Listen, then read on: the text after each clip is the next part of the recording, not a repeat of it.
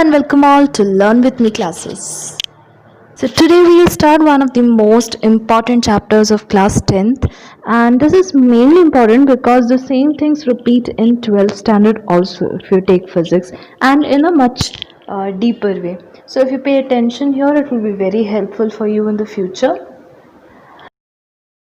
So we'll be doing this video in parts. First part is reflection of light and plane mirrors.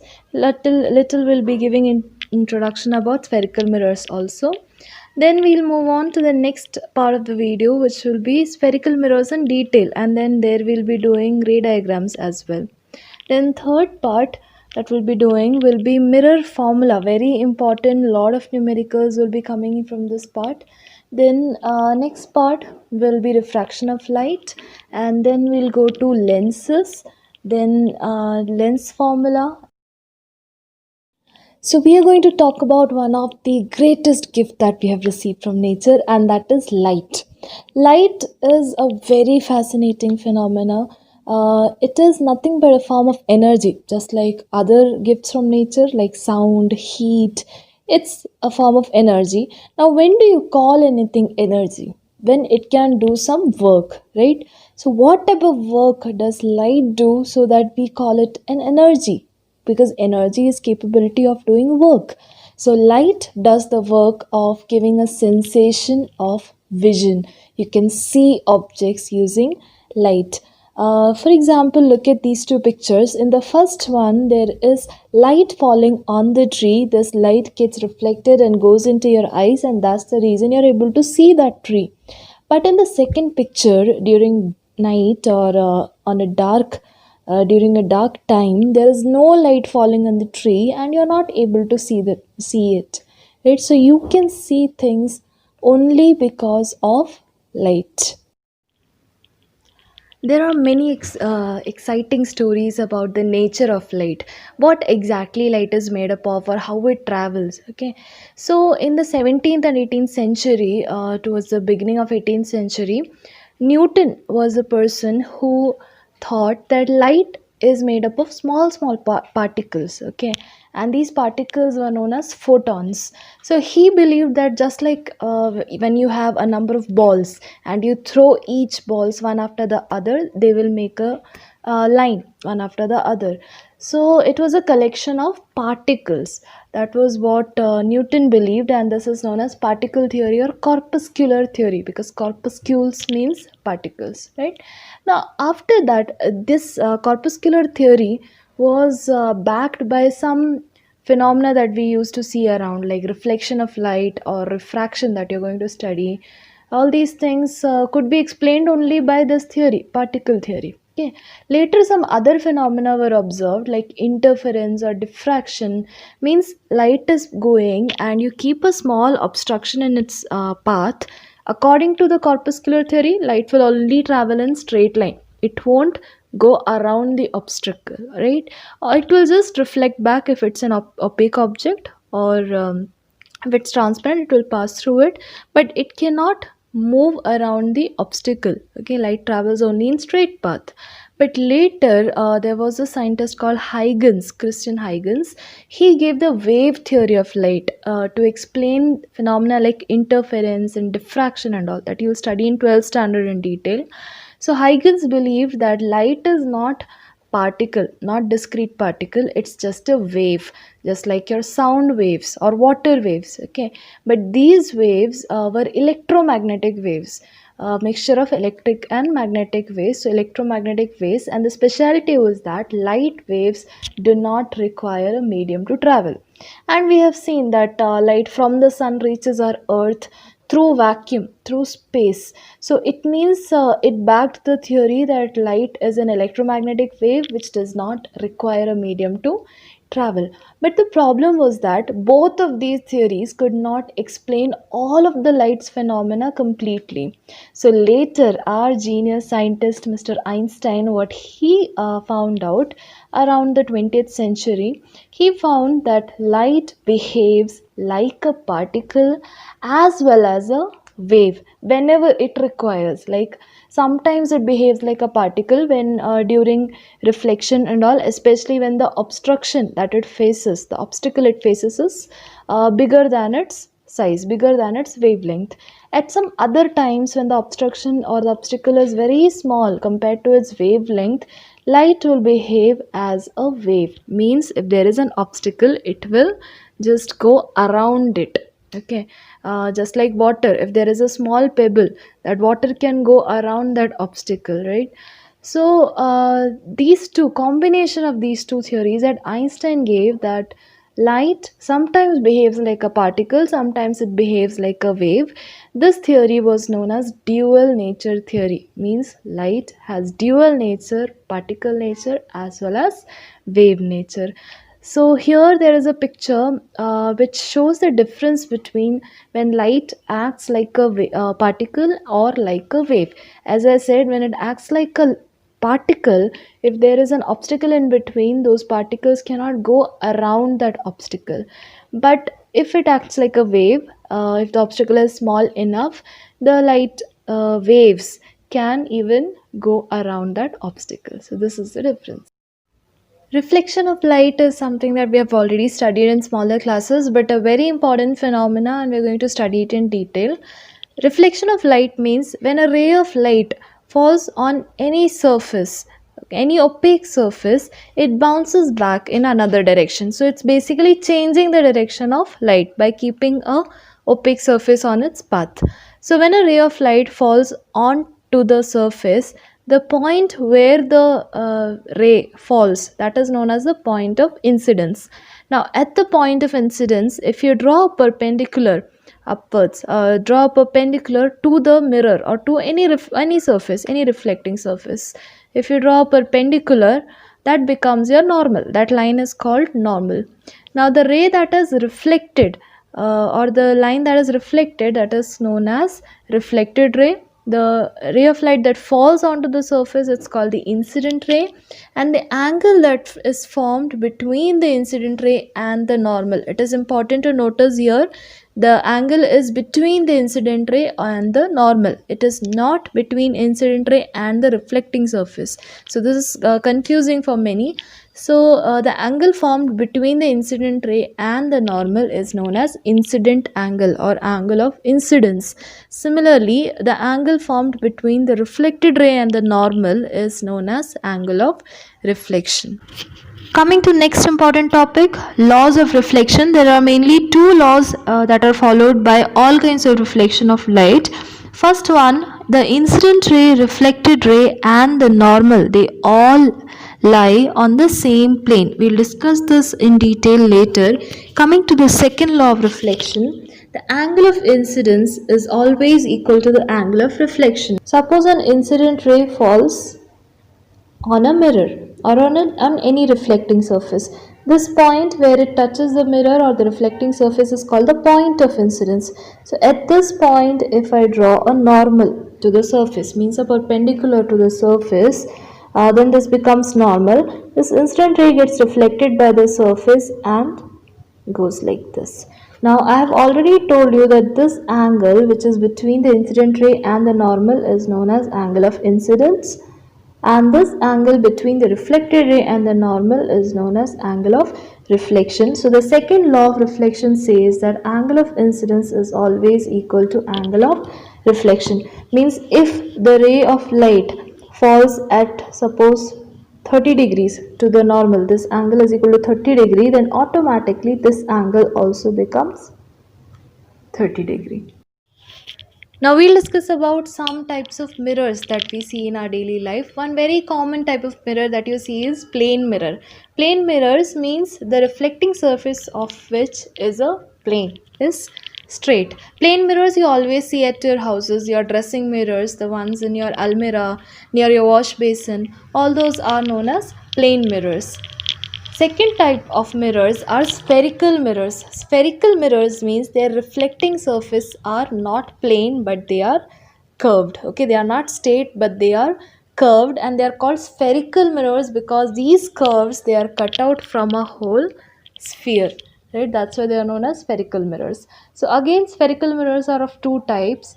One is concave mirror. Concave mirror means which are curved this way. The reflecting surface is curved inside. And second type is convex mirror. Convex mirrors means the ones whose reflecting surface is bulged outside, the ones like this. I'll give you a very simple example to understand. All of you just run to your kitchen, pause the video, run to your kitchen and get a spoon. Okay, try to get a new spoon if your mom allows, a polished, a smooth one, so that there are no scratches. Get the spoon, the inside surface of the spoon with which you eat your food, this surface is curved inside, so this surface is called a concave surface, right? Now try to look at your face on the spoon and see its image. If possible, you try to keep the light source on your face, a tube light or whatever. Keep the light on your face and look at the spoon as if it's a mirror, and you will see an image. And most probably, you will see an upside down image of yourself. So, this inside surface acts like a concave mirror, and you will understand later, maybe in the next class, why it showed a upside down image of yourself, right? Now, do one thing, turn the mirror. The outside portion, which is bulged outside of the spoon, this is a convex surface. Such type of surface which are bulged outside outwards, these are known as convex surfaces. Now again, do the same thing, look at your face and you will see that your image in this is upright, straight. You can see an image. You can even move the mirrors, move the spoon both ways, closer to you and away from you, and you can notice the change in the size of your image, or whether it is upright or whether it is inverted, means upside down. You can do all these experiments with a simple spoon from your kitchen, and all those answers you will get in your next class, why the images are formed like this. We'll see the difference between the three different types of mirrors, what happens when a parallel beam of light falls on each of the mirror. Coming to the plane mirror, we will have seen that it falls at 90° to the reflecting surface, so it will retrace the path back as we had seen in that question. Same situation we'll see in concave mirror, what happens when a parallel beam of light falls on the concave mirror. Following the laws of reflection, each of these rays, they will all reflect and converge to at one single point. You will see that all of these rays, the central one forms a 90°, so it will go back to its same path. All the others will converge at the same point, which is called the focus of the concave mirror, known as F. Coming to the convex mirror, same situation, all the rays of light parallel to each other fall on the convex mirror. I'll see what happens. Again, the central one forms a 90°, so it will retrace the path back. Other rays of light, when it follows laws of reflection, means angle of incidence has to be equal to the angle of reflection. They will diverge, means they will have to go away from each other after reflection. So here we can see that all the other rays of light, they diverge and they move away from each other. It's a diverging beam. Now if we extend these reflected rays backwards, we will see that all these diverging rays, they appear to meet at a point behind the mirror. Or in other words, looking at the arrows, we can say they all appear to come from a single point. This point is called as focus of the convex mirror. Now you'll see the image formation by plane mirror. So we have an object AB here and a plane mirror. Suppose a ray of light falls on the mirror perpendicular to the reflecting surface. So it will retrace back, we had seen in the previous question. Similarly, from the foot of the object. So the line is not straight, but try to make it straight with the scale. Again same, falls perpendicular to the mirror and retraces back. Suppose the points of incidences are M and N. Now from A, another incident ray falls at N. Now following the laws of reflection, this angle should be equal to the angle of reflection. So it will reflect somewhat in this way, so that the angle of incidence remains equal to the angle of reflection. So this is the second reflected ray from point A. Now again from B, if I have an incident ray falling at M at some angle, following keeping the angle same, reflected angle same, it will get reflected like this. Okay, so we have two reflected rays each from A and B. So to get the image of point A, I need two reflected rays from A. Suppose one, and second reflected ray from A, I am labeling it as 2. Wherever this 1 and 2 rays meet, that will be the image of point A. So I'll extend both rays 1 and 2 backwards, which are the reflected rays from A. So producing them backwards, since they will not meet in the on the other side, they are diverging, so I will have to produce them backwards. So A dash is the image of point A. Now same thing we'll repeat for B.